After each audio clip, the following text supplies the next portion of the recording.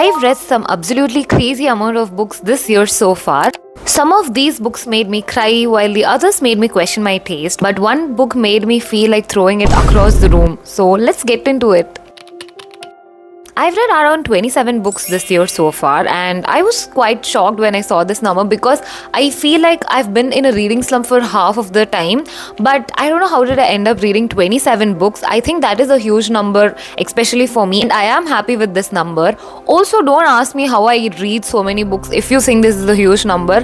It's because I have a lot of free time. Just don't ask me how, but yeah, I do have a lot of free time, and yet I've read only 27 books, which is quite less. So for this Mid Year Freakout Tag, I've written some questions from Google, which usually people answer to. So I'll just start reading from here, and I'm also planning not to count or give answers from the books which I've already reread. I've reread some books this year, like The Little Prince or The Yellow Wallpaper. So for this, my answer is And Then There Were None by Agatha Christie.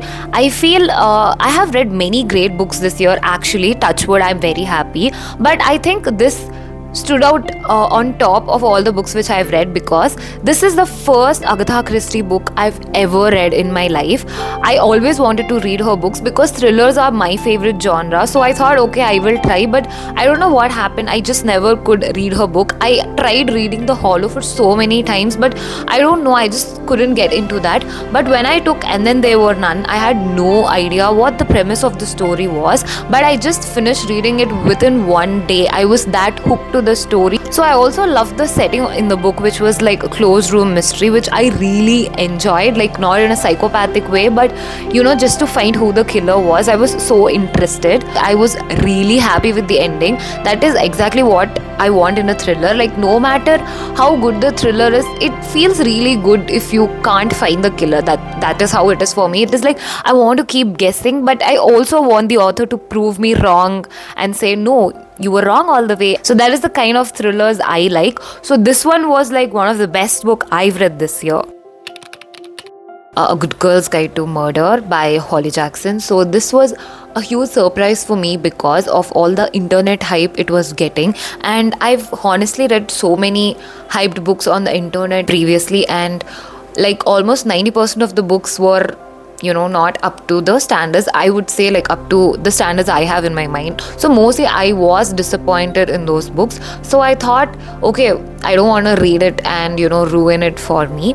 But I don't know what happened. Like one day I went to my library and there was this book, and I thought, okay, why not? Let's just get it anyways. It's not like I'm buying the copy. So I just took the first book and went, and I still remember that I finished reading it within a day or two. I think I finished the whole series under a week. I was that curious about the story, and also the best thing was, what I felt was, part 2 was better than part 1 and part 3 was better than part 2. For me, every next book felt like it was getting better and better, and honestly I really loved it. And Pip and Ravi became my favorite characters, especially Ravi. Like, oh my god, these book boyfriends, where do we even find them in real life? So it was like that, and I really loved that story. I was not waiting for any book that much this year, like only for the Hunger Games, but also I didn't technically read all the Hunger Games book. Like I've watched all the Hunger Games films and read, I think, the first 2 parts. I still didn't read part 3 and part 4. They were so good. Like the movies and the books were equally very good, but I don't know what happened. I just got that gap and I never went back in, but I was really excited for the part 4 of the release, and I honestly want to read all the Hunger Games book by the end of this year. That is like definitely on my TBR list. To be honest, I don't keep track of all the anticipated releases because for now, all my favorite authors, like most of my favorite authors, have already been dead. Like Sylvia Plath or Franz Kafka or the other classic authors like Jane Austen. So honestly, I don't keep a note of all these anticipated releases. It's like if I come across the book or if the timing is right, I would read them. I don't just keep an anticipated release list. So for now, the answer is none. I know that I could have just said none and not explained all this, but sorry that you've had to hear all this stuff. So we have 2 books for this answer, like 2 equal contenders, because I had very high expectations for this book. One is a thriller and the next one is just a contemporary fiction, I guess, like Japanese literature fiction. So the first book is Rock Paper Scissors. I've also spoken about this in my previous video.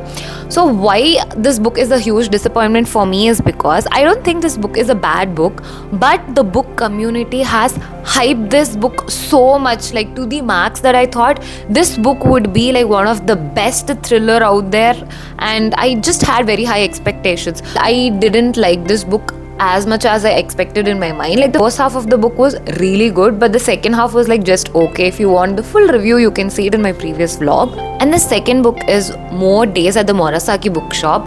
So this book, like the first part of this book is at the Morisaki bookshop. That was like an absolute favorite. I loved that book. It was so cozy, heartwarming, and the characters were so nice. I really loved that book, and I had huge hopes for part 2 of the book. And yet a clever thing which I did was, again, I didn't buy this book. I read it from my library, and oh my god, I don't know, do I have some genius powers? Like, I don't know how, but I just got it from my library, so I didn't buy the book. But yeah, after I read it, like, it felt so forced. Like, I just couldn't read the book as fast and interested as I was in, like, while reading the first book. It just felt a bit forced. Like, I just wanted to read and just put a tick in my checklist. That is how it felt. I took a long time to read this book. I think a week to read only like 180 pages of book. I just couldn't get into it. Like, it's not like the story is bad and all, but the part 1 was like here, like my expectations were like on top, so I just expected too much and it didn't reach. So these two are like my biggest disappointments so far. Okay, so the answer for this is, I've read a book by an Indian author, Kulale Manikaval, and the book is Things We Found During the Autopsy. This book was an unexpected hidden gem which I've stumbled upon randomly. That is what I felt. So when I was going to this bookstore like Higginbottom's, I don't know, I was just looking through books and I just found this book. I really loved the cover, and also I just read the back of the book and it just felt very unique. Like the cover and the art style were very unique, and I just didn't think that much. It was just a bunch of short stories. I didn't know what to expect itself, but then I just got it because I don't know, people say don't judge books by their covers, but then I just loved the cover and I just wanted to have the book, so I got it. And then I read this book. It was, I don't know how to explain this book. I don't know how anyone can explain this book. I have not read any book like this before. But to be honest, to explain this book in one line, I would say that this book is a bunch of short stories where you would find very dark and unsettling stories. So that is what I felt reading this. Some were relatable, some were questionable, some were very dark and intense. So it had all kinds of stories. Another goal which I have for this year and the coming years is I really want to explore more of Indian books written by Indian authors. I don't know, that is just on my bucket list, but let's see how that goes.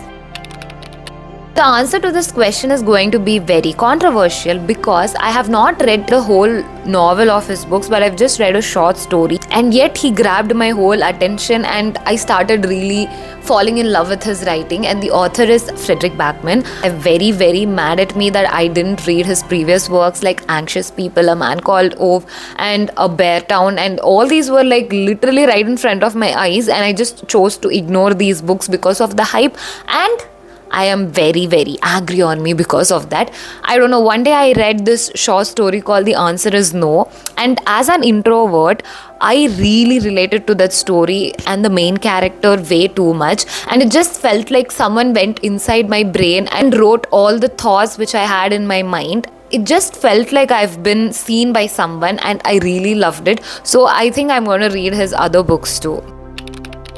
No fictional crush. I think I know the answer for this question. As I've previously said, Ravi is my new favorite crush, guys. Like, I never expected that I would have a crush on a guy from a thriller book, but here we are. So Ravi is like absolutely my new favorite fictional crush, and I really hope, there's a man like that outside. But yeah, he treats Pip so well, and I literally got jealous of her. Like, whenever I was reading the past where those two people are together, it just felt so good.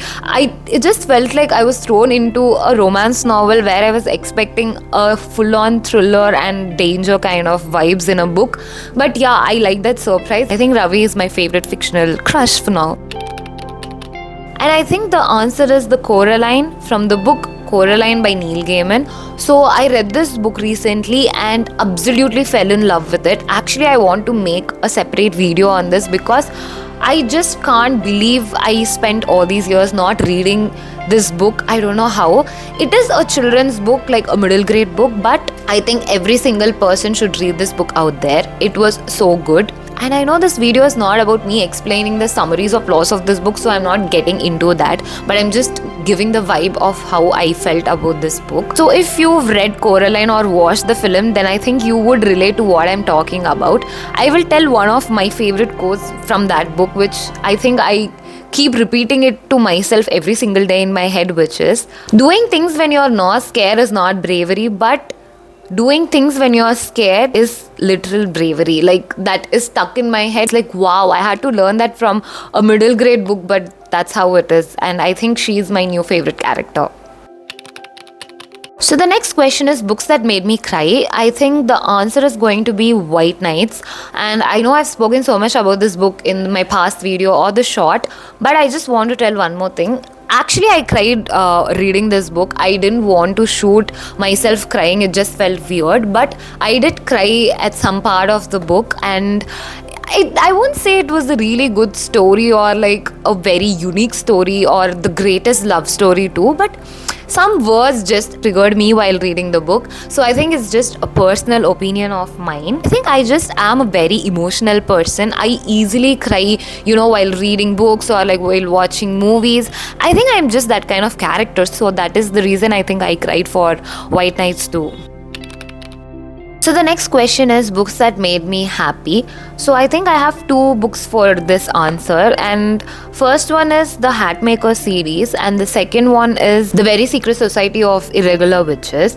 So these two are like cozy fantasy books. One is middle grade and one is not middle grade, but these felt so cozy and I really enjoyed reading these books. So I think cozy fantasy is my favorite genre for finding books which make me happy or feel very comfortable.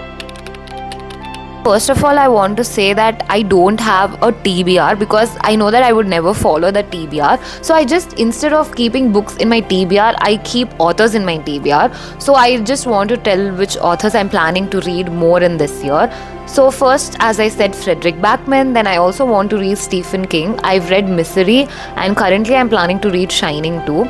So apart from that, I also want to read Virginia Woolf's book and probably Emily Henry because everyone are saying that she's like the new Jane Austen of this generation. I've actually read Funny Story by Emily Henry, but that was like an okay decent read, but people say that Beach Read is her best book, so I'm planning to read that book. I'm not a huge romance reader. Like, I do like romance as a subplot in the stories, but not as a genre itself. But I thought maybe I'll just try and read Emily Henry and see how it is going. So I think these authors are there on my TBR list. Let me know in the comments like what books traumatized you or motivated you or which books made you feel happy. Just give me any recommendations which you think I would enjoy. I would definitely love to add them in my TBR, which is already overflowing, but still I do have space for good books, guys. So please let me know in the comments.